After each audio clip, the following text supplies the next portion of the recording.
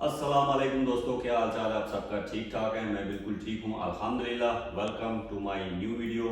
तो अब वीडियोज़ आएंगी मोटरसाइकिल से रिलेटेड कुछ जो 5-7 हैं।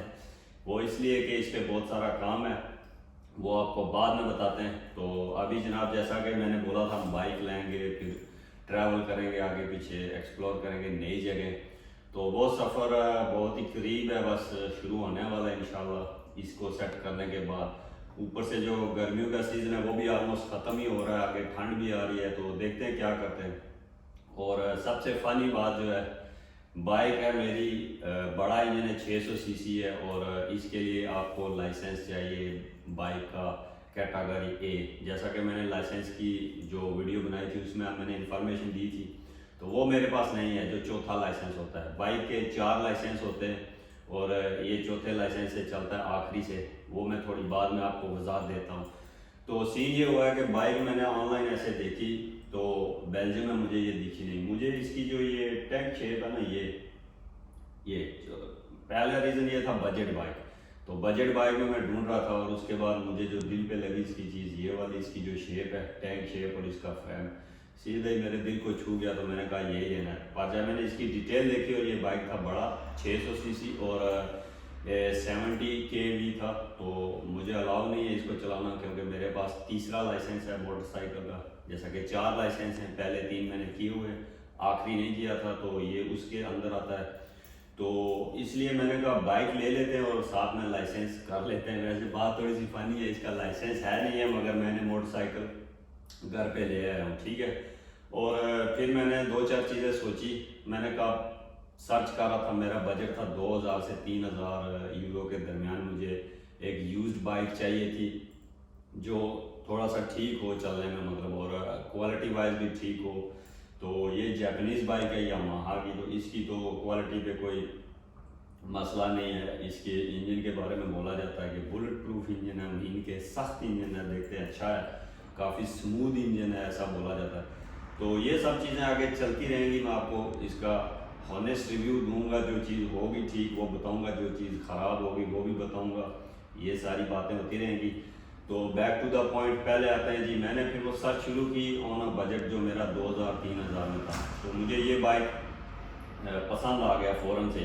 तो जब मैंने इसको बेल्जियम की वेबसाइट पे ढूंढा, तो यहाँ पे एक भी नहीं लगा हुआ था। एक लगा हुआ था, उसका जो है ना, ये टैंक सारा रस्ट पड़ा हुआ था, ख़राब था और बहुत ही बुरी हालत में था। तो मैंने कहा नहीं, इसको छोड़ते हैं। फिर मैं जो अपनी नेबर कंट्री है नेदरलैंड, जिसको हॉलैंड भी बोलते हैं, उसमें सर्च किया, तो उसमें मुझे ये बाइक मिल गया और मेरी रेंज में मिल गया जो मैं देख रहा था।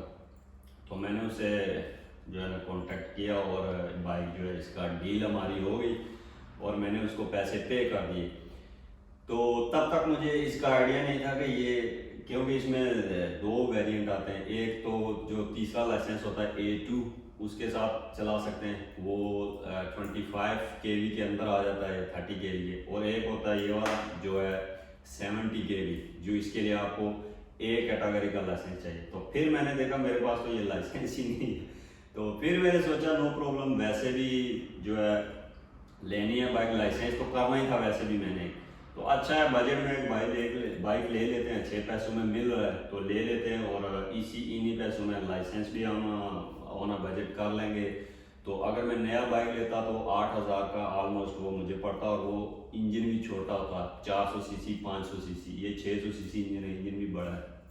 और उसके ऊपर मुझे खर्चा आ जाता 2000-2500 और आ जाता, मतलब कि अबाउ 10,000-11,000 यूरो तक अगर मैं नया बाइक लेता जो मैंने सोचा हुआ था, तो वो मुझे महंगा पड़ जाता। उसके बाद मैं लाइसेंस भी, अगर नहीं, उसके लिए लाइसेंस नहीं चाहिए था, मगर मैंने लाइसेंस वैसे भी करना था, तो मैंने ये सारे खर्चे इंक्लूड किए, तो बहुत ज़्यादा काम जा रहा था। तो मैंने कहा फिलहाल on a budget use bike लेते हैं, लाइसेंस करते हैं, कुछ टाइम प्रैक्टिस करते हैं, चीज़ें देखते हैं, और दूसरा यूज़ बाइक लेते हैं, इसको खुद खोलते और ठीक करते हैं, थोड़ा सीखते हैं बाइक्स के बारे में। तो अभी मैं इन बाइक्स के बारे में जो है आपको भी बताऊंगा क्या क्या चीज़ होती है, मैं खुद भी सीखूंगा।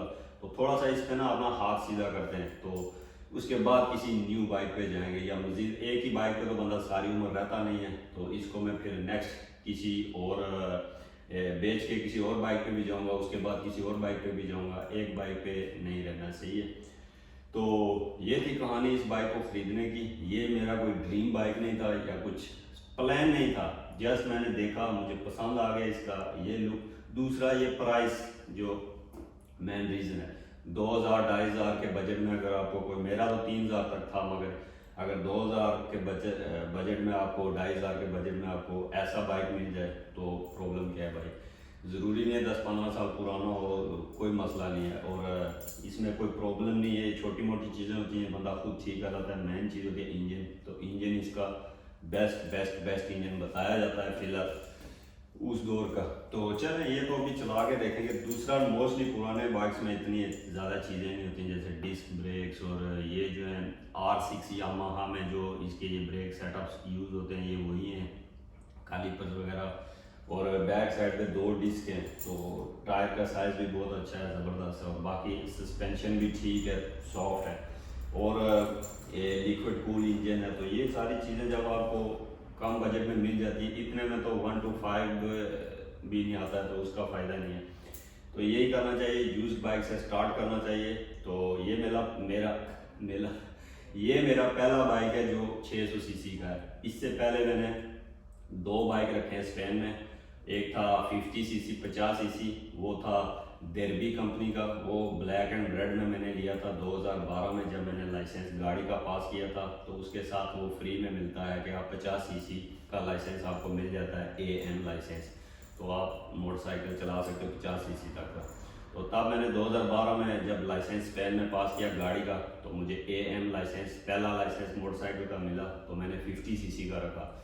और वहाँ का रूल है, गाड़ी का लाइसेंस जब पास करोगे 3 साल तक, एक तो आपको पहला लाइसेंस उधर ही साथ ही मिल जाएगा 50 सीसी का, और फिर 1 to 5 सीसी का जिसको बोलते हैं कैटेगरी A1, वो आपको 3 साल के बाद ऑटोमेटिकली मिल जाता है अगर आपने गाड़ी का लाइसेंस 3 साल से किया हुआ है।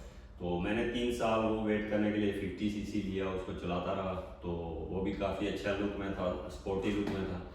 उसको 3 साल चलाया, फिर मेरा लाइसेंस ऑटोमेटिकली A1 भी मुझे मिल गया मोटरसाइकिल का, जिसमें मैं मैक्सिमम 125 सीसी बाइक चला सकता था।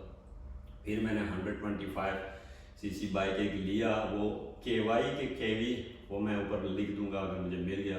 वो लोकल कंपनी थी, चाइनीज़ थी या पता नहीं कौन सी, वो कोई सही ब्रांड नहीं था, मगर ठीक थी। स्पेन में वो बहुत ज़्यादा चलती थी, और वो भी मतलब 1 साल पुरानी थी, 2 साल पुरानी थी, नई नहीं निकली हुई थी, तो 1 साल ही पुरानी थी। तो एक बंदा बेच रहा था, तो मैंने ले ली। तो वो भी मैंने उसको चलाया तकरीबन 2 साल। और तो इस तरह फिर मैंने A2 लाइसेंस किया खुद, उसका पूरा थ्योरी का टेस्ट दिया, उसका पूरा प्रैक्टिकल का टेस्ट दिया, तो मेरे पास A2 लाइसेंस मिल गया मुझे बाइक का। तो उसका रूल होता है, उसके बाद 2 साल आपको वेट करना पड़ता है, फिर आप बड़ा जो आखिरी लाइसेंस है चौथा वो कर सकते हो, जिसको A बोलते हैं। उस कैटेगरी में आप दुनिया का कोई भी बाइक चला सकते हैं।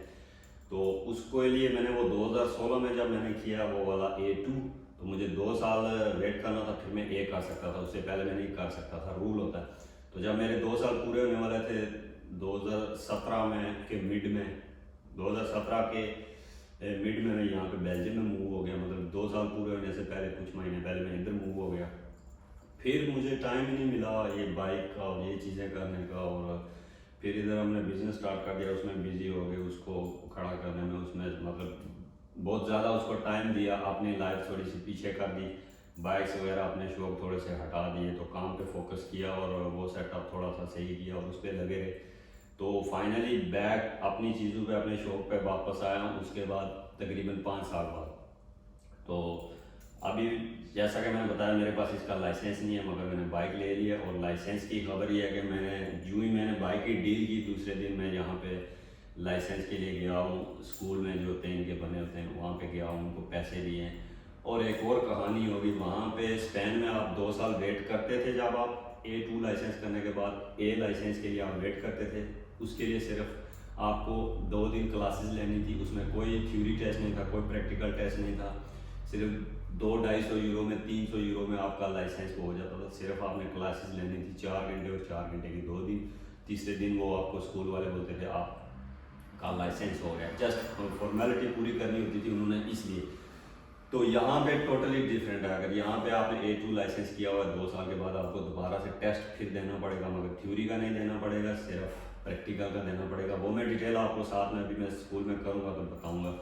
तो इसमें पैसे भी ज़्यादा हैं, यहाँ पे 700 यूरो तकरीबन 700 यूरो आपका वो लेते हैं अगर आपके पास A2 लाइसेंस है तो 2 साल पुराना। अगर वो नहीं है A2 लाइसेंस आपके पास तो आपसे 1100-1200 यूरो लेंगे, मतलब 1300 यूरो ले लेंगे। इनका बहुत 2 नंबरी है, तो वो ये फ्री में देने पड़ रहे हैं मुझे, तो वो मैं डिटेल आपको बाद में बताऊंगा। तो मेरे पास 2 महीने टाइम है, मेरा टेस्ट है अक्टूबर सितंबर के मिड में मेरा टेस्ट है, उसका एग्ज़ाम है लाइसेंस का। तो उससे पहले डेट्स नहीं मिली हैं क्योंकि छुट्टियां चल रही हैं, अगस्त चल रही हैं, तो अगले महीना और उससे मतलब 2 महीने का गैप है। तो देखते हैं, टेस्ट देंगे, अगर पास हो गया तो फिर इसको आपको रोड पे निकाल के दिखाएंगे। और अभी मुझे इसकी रजिस्ट्रेशन भी करनी है और बहुत सारे काम है जो मैंने इसके अभी करने हैं। तो 2 महीने का टाइम मेरे पास चाहिए था मुझे इसकी पूरी, इसकी जो है ना रेनोवेशन, इसकी जो जो चीज़ की ज़रूरत है वो मैं आपको दिखाता हूँ क्या क्या चीज़ करनी है। तो ये था जी बाइक की कहानी सारी, जो ये मैंने ले लिया। ये मेरी ड्रीम बाइक नहीं थी, जस्ट ये टैंक की लुक की वजह से और इसकी क्वालिटी की वजह से और इसके बजट, इसकी प्राइस की वजह से मैंने ये ले लिया है। बाकी इसको देखते हैं, 98 हॉर्स पावर है इसकी, कितना मतलब ज़बरदस्त चीज़ है, पावर है इसकी। देखते हैं, वो आपको चला के दिखाएंगे बाद में। तो ये थी सारी कहानी जी। और कल जब हमने इसको लाया है तो बड़ी मुश्किल से गाड़ी में लोड किया, जैसा कि आपको दिखाया, मगर मिडल में से आपको वीडियो नहीं दिखाई है, जहाँ पे ये 2-3 बार गिरा है भाई। 2-3 बार गिरने की वजह से इसका ये पार्ट डैमेज हो गया है और नीचे वाला पार्ट डैमेज हो गया। 2 चीज़ें हमारी थोड़ी सी डैमेज हुई हैं, तो देखते हैं टूटी हैं सही होती हैं या नहीं। तो बाकी अभी इसकी अंदर की कंडीशन देखेंगे। उसके साथ मेरे जूते भी फाट गए, ये देखें कितना नुकसान हुआ है बाइक का। ये देखें, ये मेरे जूते देखें जी, ये भी निकल गए सारे, यहाँ से ये देखें तो जूते मेरे सारे जनाब फट गए, बाइक टूटी 2-3 जगहों से। और काफ़ी ज़लालत के बाद हम पहुँचे यहाँ पे। और चलें अभी इसका चेकअप मैं करता हूँ। आई होप मैंने सारी स्टोरी आपको समझा दी है। और ये कुछ बाइक की लुक्स हैं, इसकी लुक्स बड़ी प्यारी आ रही है। हालांकि यूज बाइक, पुराने बाइक होते हैं इतने खूबसूरत नहीं होते, मगर ये फिर भी आज की मार्केट में इन है और इसको बहुत ज़्यादा पसंद किया जाता है, पता नहीं क्यों। अभी ये चलाएंगे तो देखेंगे कि इसमें क्या खूबी है और क्या खामी है। तो बाकी ये कुछ था जी सारा कुछ। अभी इसको मैं दूसरी वीडियो बनाता हूँ, ये वीडियो बहुत लंबी होगी। इसमें आपको मैं इसका पूरा इसको इंजन स्टार्ट करके दिखाता हूँ, इसका फिर सारी चीज़ें चेक करते हैं चलता है या नहीं। तो इसके लिए नेक्स्ट पार्ट बनाता हूँ, एक ही वीडियो बहुत लंबी हो जाएगी, उसमें डिटेल आपको बताता हूँ। तो ये वीडियो जस्ट इस चीज़ के लिए थी कि आपको थोड़ा सा बाइक के बारे में बता दूँ, समझा दूँ क्या है, कैसे हुआ है, अचानक से हो गया है, मतलब प्लान बिल्कुल नहीं था, अचानक ही हो गया। तो बस अभी देखते हैं जो भी है, इसकी सारी अभी सेटिंग करेंगे।